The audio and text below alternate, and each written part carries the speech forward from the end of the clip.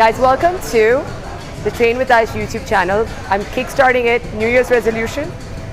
But anyway, today's video is going to be all about understanding how you can improve your technique on your bench press. A very traditional lift used by a lot of powerlifters and very, very popular with the bros. So the bros like it because it kind of gives them that flared up chest, the Hulk look, which is what all the bros want. But since I'm a powerlifter and a lot of strong women out there who are rocking it on the bench press, I kind of feel like this could be a really good video to help you guys out in sort of powering up through the bench. If your technique is good, you're going to see progression faster. And with the bench press, it's so technical. Most of it is actually in how you set yourself up. So the method that I like to tell people when it comes to setting themselves up for actually any move would be so typical, your children's nursery rhyme, the head, shoulders, knees, and toes. So if you just make sure that everything from the top to the bottom is like well set up for your movement, you're probably going to do really, really well. Oh, you got a bench, you got a bar. You can even do this with dumbbells, don't worry about it. Shoes, I want to start with shoes. So these are not the shoes that I use for the bench, but it's been recommended to use flat shoes for the bench. I actually use my squat shoes and that has a lift. I just forgot them today, which is adequate because it's good to forget your bench shoes on your bench day. But yeah, I would say ideally you could have a heel lift, you could have a flat foot, that's absolutely fine. I think it works either way. Personal preference. I would never use gym shoes for this. All right, secondly, let's get to the bench. The first thing that I want everyone to think about is how far is your bench, like your bar, from your bench.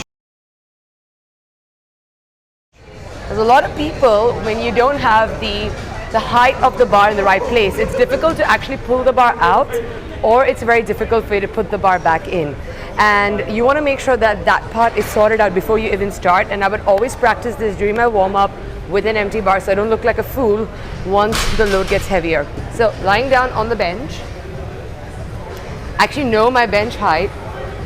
Forget the rest of my posture right now, but as you can see, there's a slight bend on my elbow, allows me to push up, and you can see that there's sort of like a, I would say it's kind of like a whole hand, like a whole palm's worth of distance from that hook. So when I bring it back, you know, you've got that distance to bring it down. At the same time, it's not like so low that I have to really push it up and like do like a half rep to get it all the way up. So figure this out. It's actually so dependent on how long your hands are. It's going to be different for everybody else. Since I'm here and this is a very sexy position, it's not sexy, is it? Grip. So you could go from having a grip super close. Now if you're bodybuilding in the gym, you could start here. If you want to train your triceps, that's absolutely fine. The wider you go, the more you're going to involve your pecs and your shoulders, so you're thinking about bigger muscle groups here. So I kind of feel that if you want to get heavy with the bench, the close grip is not going to help you get there as fast as a wider grip. Okay. You can go hands in shoulder width, that's with the triceps, and I would say somewhere like here, sort of like one whole hand distance from your shoulder width, and that would be like a very good sort of mid-grip position for you to hold the bar. When you hold the bar, don't push your wrists out. You want to make sure that the wrist and the elbow are in the same line, so that you've got maximum potential to actually, you know, push it straight up without really hurting your wrists. People who go this way, so you're kind of resting the bar on the base of your fingers, not as powerful as resting it as the base of your palm, and that's kind of like how you get more stability on the push up. All right, that's that for grip and for bar height. Now this is where things get a little bit tricky to explain, because a lot about a bench press, which is a compound movement, that means you're not just using your upper body. Yes, primarily it's an upper body driven movement, but you also use a lot of your legs. There's a lot of butt squeeze, there's a lot of floor drive that actually allows you to push up from the bench. So the rest of this explanation of your setup might take you a little bit more practice for you to figure out compared to like bar height and grip, right? So number one, and this took me a very long time, is understanding how to squeeze and protract your shoulder blades and your upper back against your bench pad. Girls, You want to do this movement in your bra, only because you want more skin on bench. I find that whenever I wear a gym tank, it slips so much, I don't have that shoulder stability. So what I would recommend is something like this, right? So you actually have like a lot of skin, and I really hope your camera can get it. It's about pulling your shoulders back and squeezing in those blades. Like right here, you want to pinch it in. So think of it like somebody's put a tiny little, I don't know, peanut right there in the middle of your spine, and you're squeezing it with your shoulder blades. And you really kind of squeeze it in, and that's the action we're going to be doing against the bench pad. How do I acquire this? So I lie down, get rid of the hair, right? Shoulders up, and I actually use the side of the bench to squeeze in those blades. And to get that position, I have to kind of push my shoulders up. And now I'm like sort of suctioned in from my upper back. But you can see that my butt has gone up. So I just got to bring the butt down.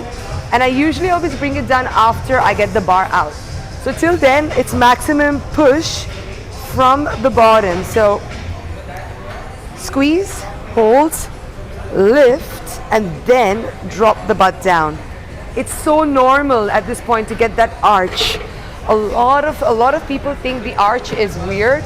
I used to think that people doing the arch are doing the move wrongly, but it turns out that that's exactly what allows you to power through on the bench, because the hardest part of the bench is to actually push the bar back up. So you need all the force and the power from the ground, from your legs, from your upper back, from your chest, everything to really push it up. And that suction and that glutes on your ass, on the bench really helps there. And the last one, so we're coming to the end of it, and I know like you're going like, there's so much to the bench. And that's only because there is so many technical cues to it. Is where do you put your feet?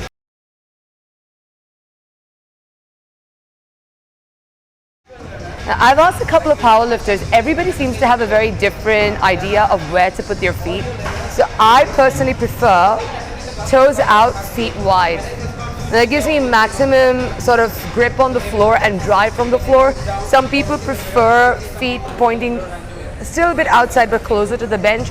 I've personally never seen a power lifter put their feet in the front, but I suppose if you're a bodybuilder, you're not really pushing for your 1 rep max, you're doing many reps, you're still on the dumbbell side of it, this could be fine as well. You may not even arch your back because you may not need that kind of support, but you will notice as you get stronger with the bench and you really want to push more numbers, for safety purposes, for stability purposes, you're going to start pushing your feet out wide, and that's going to allow you to push your ass towards the bench and really find that suction.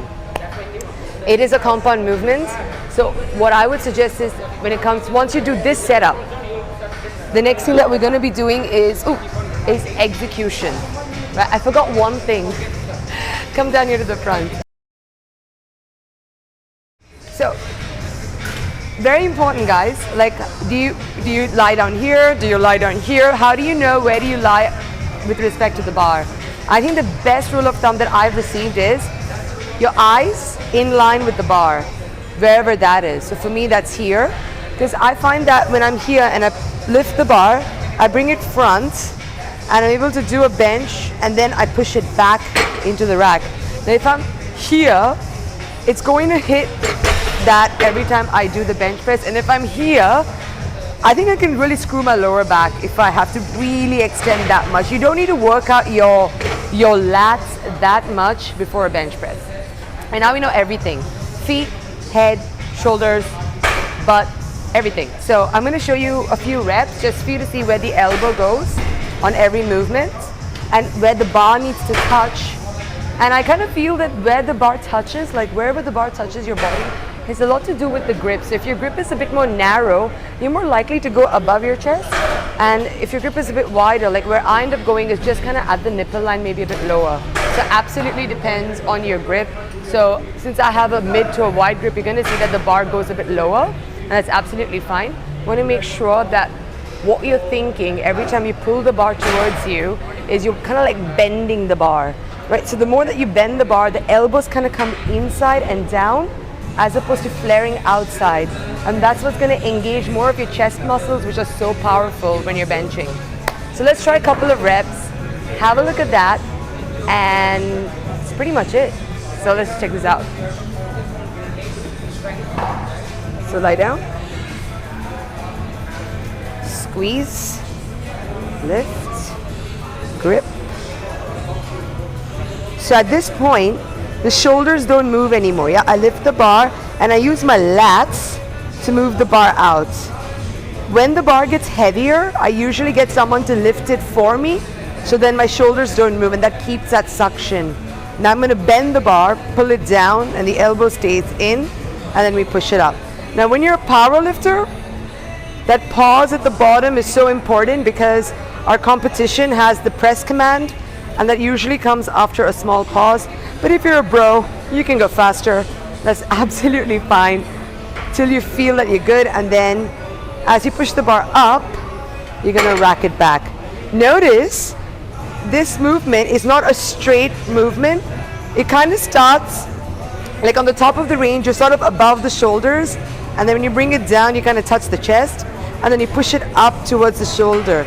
So the bar path in a bench press is not straight, it's a bit angled. I think that's just what makes it a lot harder. So yeah, every time I push up, there's a lot of drive from the leg to really squeeze it up. Very hard to see when the bar is empty. For me, this is literally like a warm-up weight. But I'll definitely put up some videos where you can see there's a real struggle to push the bar back up, and you can really see that it's the foot placement and the drive from the ground that allows me to really push up. I felt that was like a lot of geeky moments. How long was this video? 12 minutes, 30 12 minutes of geekiness, guys. But I really hope that you guys found it useful. And if you did, the resolution is to be consistent on this channel. So there'll be a video every week. So definitely hit the subscribe button, like it, comment on what you'd like to see next. And shout out to Kevin for holding the camera and being such a good friend. You need more friends like Kevin to make good content. So yeah. I'll put his Instagram. Follow him for graphic illustrations because I think that's what he's totally into. But anyway, oh, that being said, totally Aishka Pates, that's me on Instagram. Don't forget to give it a follow. Lots of meal recipes, a lot of workout ideas, and definitely the Train with Aish Academy is open for anybody who wants to join in and get stronger. Peace out, guys, and have a good one.